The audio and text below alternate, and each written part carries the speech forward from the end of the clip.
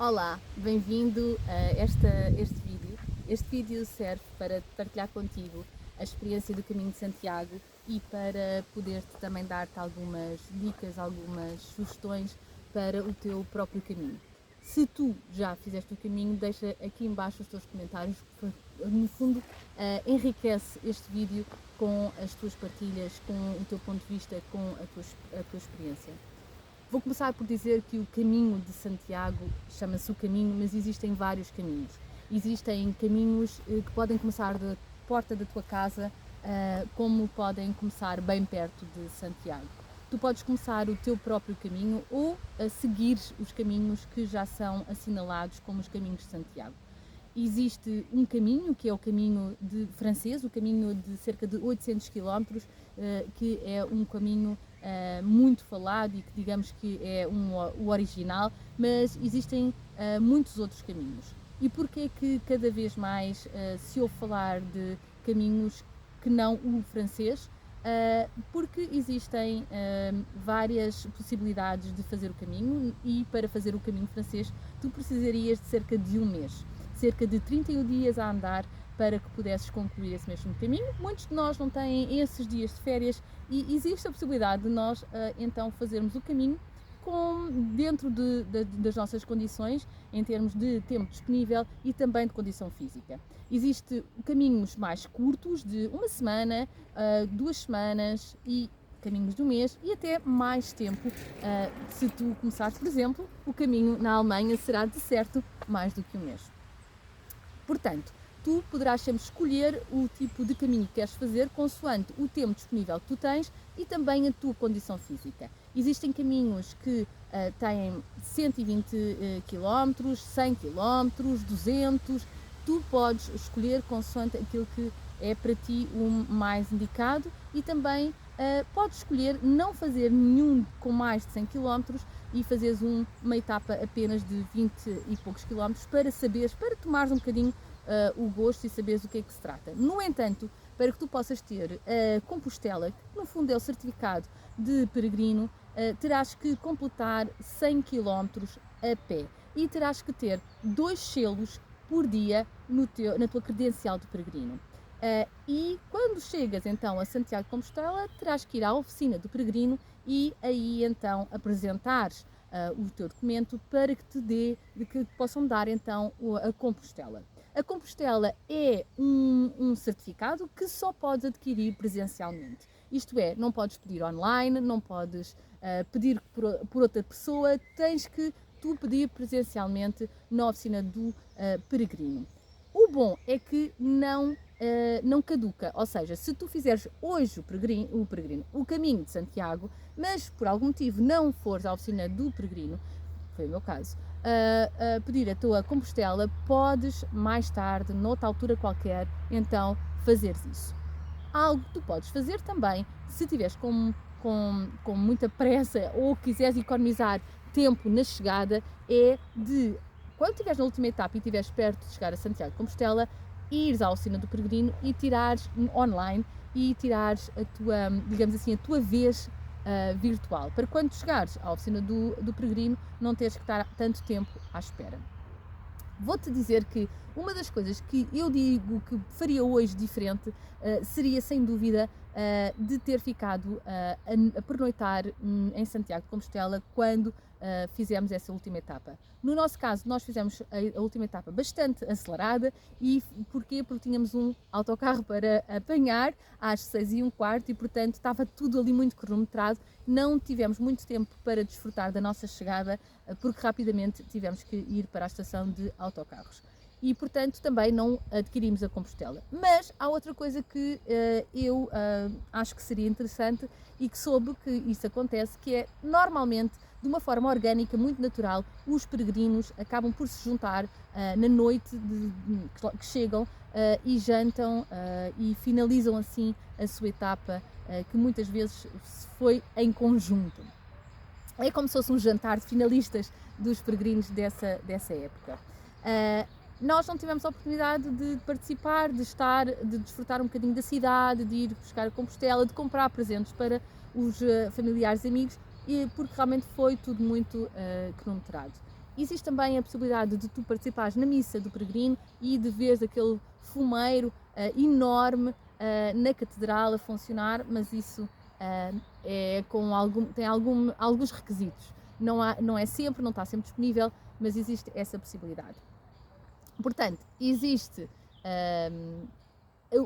a credencial, ou melhor, primeiro existe o teu credencial, que é aquele caderninho onde tu vais colocando os selos, e existe a possibilidade de, depois de tudo concluído, 100 km, de chegares à oficina do peregrino e pedires a tua Compostela. Por isso é que muitos caminhos são indicados, os caminhos que nós ouvimos falar são acima dos 100 km, para que tu possas adquirir a tua Compostela.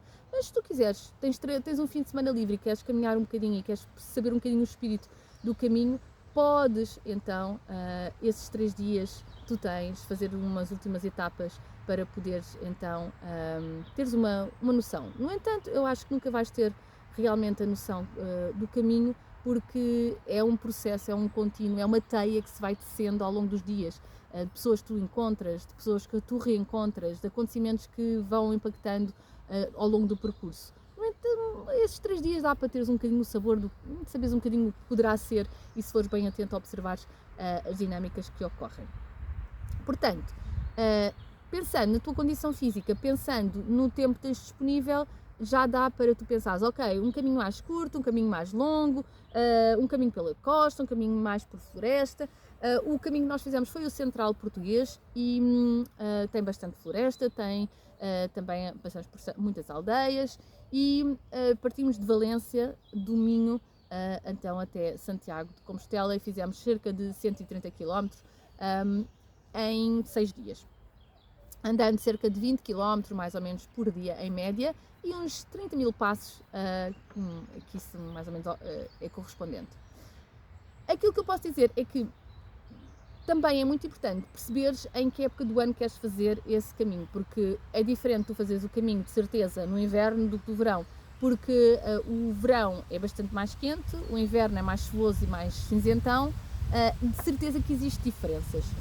Nós tivemos a oportunidade, digamos assim, de usufruir dentro do próprio caminho de vários momentos em que tivemos 2 dias de chuva, sobretudo o primeiro de forma muito intensa, depois tivemos uns 2 dias, 3 dias de sol ameno e temperatura agradável, e o último dia foi mesmo de calor de verão. E posso dizer que no primeiro dia quase que não, foi uma viagem bastante rápida, porque não parávamos por quase para tirar fotografias nenhumas, nem era quase sempre a andar, queríamos era chegar rápido. E no último dia, pela questão que já falei aqui, foi ser muito rápido, mas foi muito saboroso. Essa etapa também foi muito, muito, muito boa, só que o sol sentia-se realmente a queimar. E as outras etapas foram muito tranquilas e agradáveis, e pudemos parar e desfrutámos imenso do caminho, das pessoas, de tudo mais.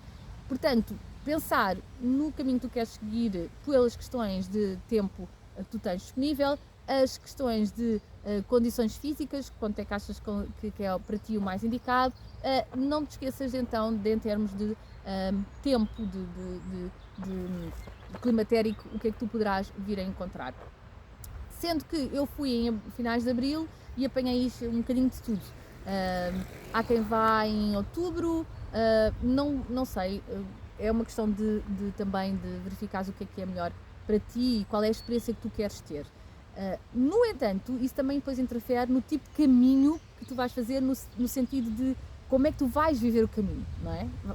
Porque é muito diferente vivê-lo à chuva e vivê-lo com sol abrasador, ou com um sol ameno e uma temperatura agradável. E isto vem agora encontro ao outro tema, que é, existem vários caminhos físicos e depois existem os vários caminhos que nós percorremos, em termos não só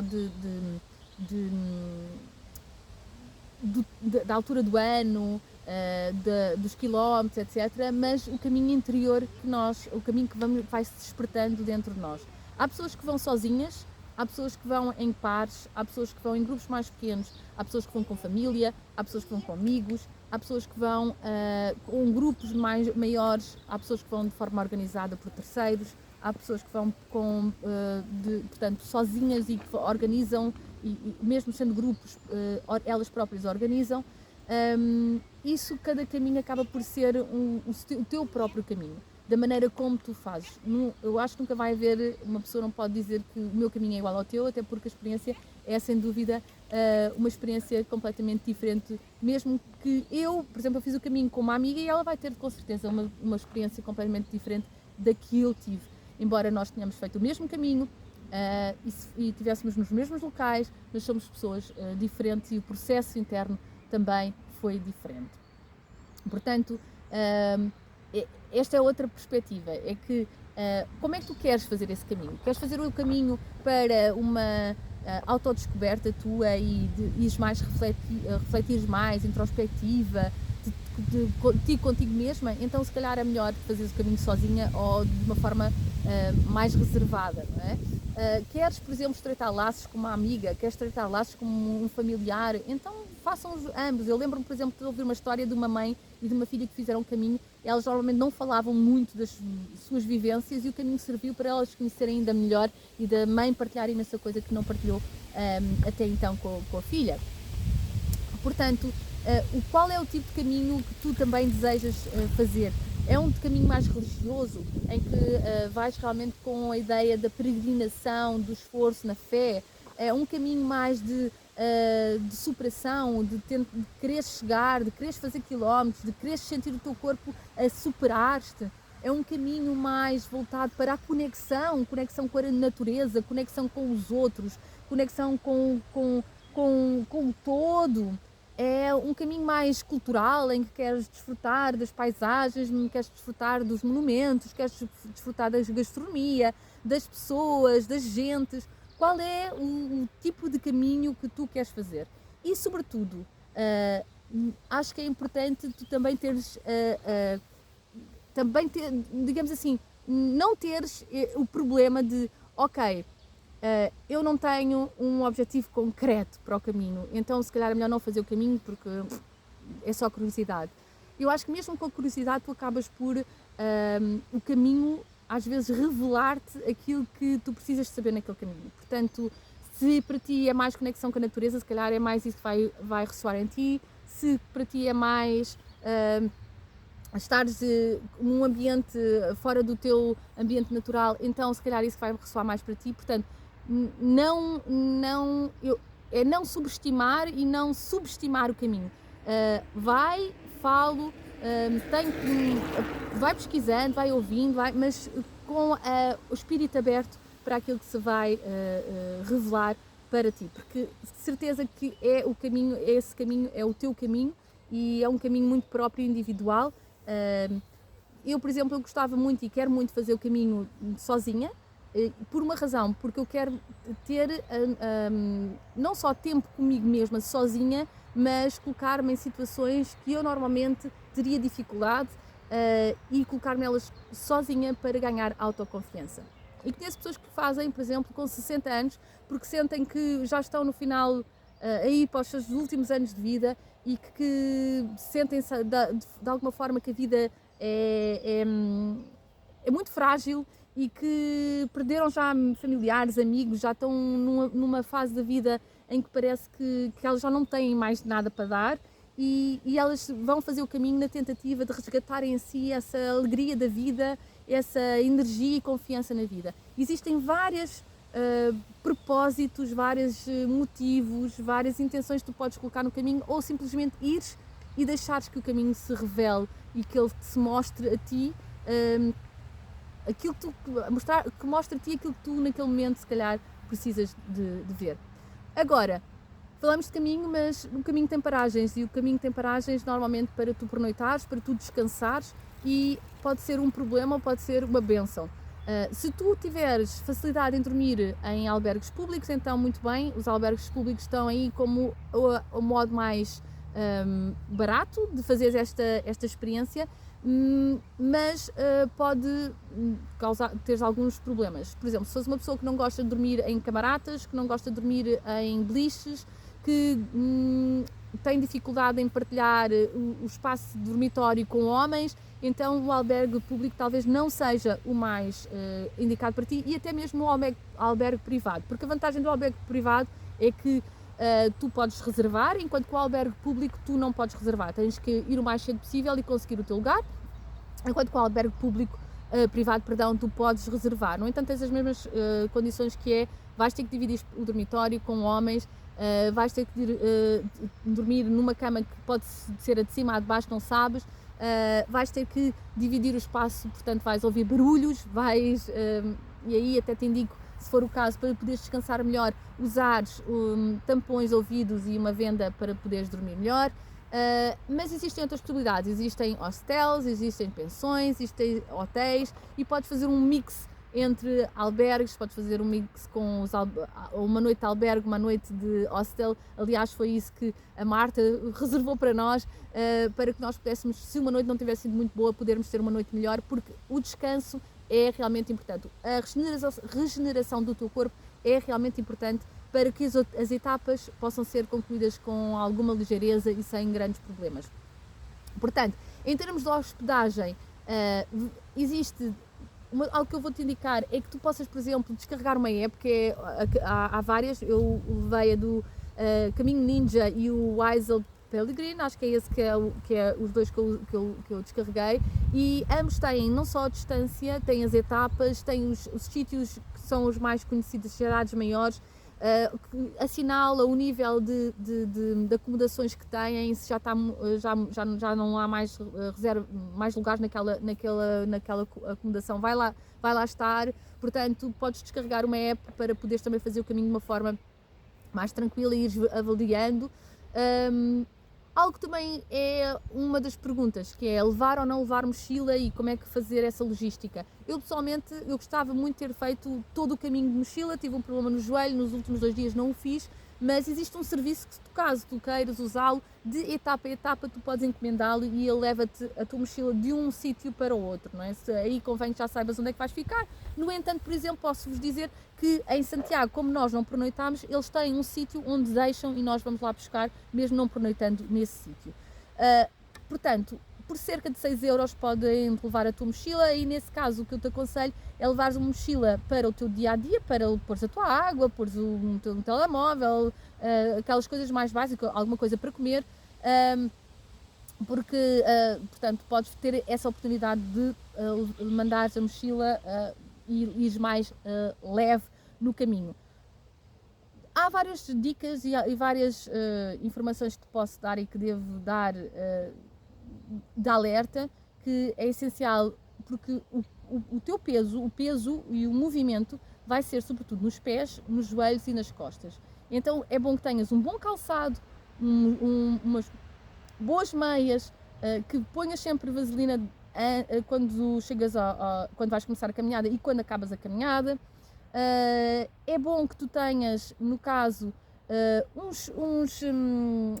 eu acho que chamam-se espigões, mas não tenho bem a certeza como é que se chama, mas é uns bastões para que tu possas, não é espigões, é bastões para que tu possas aliviar os teus joelhos na caminhada e as tuas costas, e que tu tenhas uma boa mochila. A mochila deve ser realmente boa para que o peso seja no fundo dividido por toda a tua estrutura e que tu possas caminhar com segurança, bem acolchoada, etc, porque são vários quilómetros, não se deve subestimar os quilómetros que são 20 quilómetros, 30 quilómetros, há quem faça 40 e tal quilómetros por dia, e realmente um movimento repetitivo e com sobrecarga acaba para o corpo ser desgastante, e se tu puderes ter alguns cuidados, sobretudo nessas 3 áreas, é fundamental. Os teus pés sempre bem hidratados com a vaselina, os teus joelhos e as tuas costas com os bastões aliviados, e uma mochila boa para que não haja grande sobrecarga. Outra coisa é se devemos ou não fazer a preparação física para os caminhos de Santiago. Eu sou apologista de que deves fazê-la porque deves ter uma atividade física no teu dia-a-dia, não propriamente porque sem ela não consegues fazer. Há pessoas que sem preparação física fizeram o caminho, há outras que não o fizeram, há umas que com preparação física foi melhor, há outras... Cada história é a sua história. Eu posso dizer que eu já caminhava com regularidade há 1 ano, eu fui fazer esta caminhada com a minha amiga, que é instrutora de uma arte marcial, pratica exercício físico, yoga, portanto com muita regularidade, e ambas tivemos dificuldades físicas. Não foi leve, não foi como se fosse um passeio, não é um passeio, é uma caminhada repetitiva, que todos os dias não é? Vai, no fundo, sobrecarregando o teu corpo. Portanto, se puderes te preparar, excelente, acho que é bom por uma questão de no dia a dia teres uma melhor condição física. Se não te puderes preparar, também não é por aí que eu acho que não deves fazer, mas deves ter sempre muito respeito pelo caminho, não subestimar nem subestimar, mas ter respeito pelo caminho. Não é um passeio, é realmente uma caminhada longa e que requer resiliência.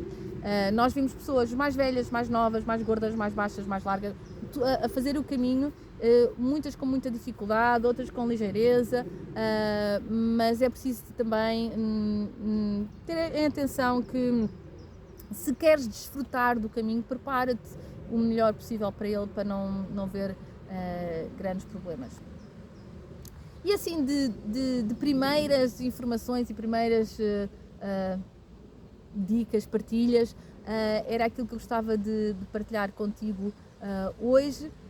Coloca aqui todas as tuas questões em baixo para que eu possa fazer mais vídeos para partilhar ainda mais experiência e informação sobre o caminho, mas acredito que se tu tens vontade de o fazer, não te limites, não deixes que essa experiência não seja vivida por medo de, ou não estás preparada, ou por outra circunstância. Experimenta. O máximo que pode acontecer é telefonares a alguém para te vir buscar, ou um táxi para te levar para um hotel, ou algo assim, e daí não vem mal ao mundo. A experiência em si vale a pena a dedicação, porque quando acabamos de fazer o caminho e quando regressamos, é uma experiência realmente esplendorosa. Portanto, estou aqui para as tuas dúvidas, para as tuas questões, conto contigo aqui em baixo. Até já!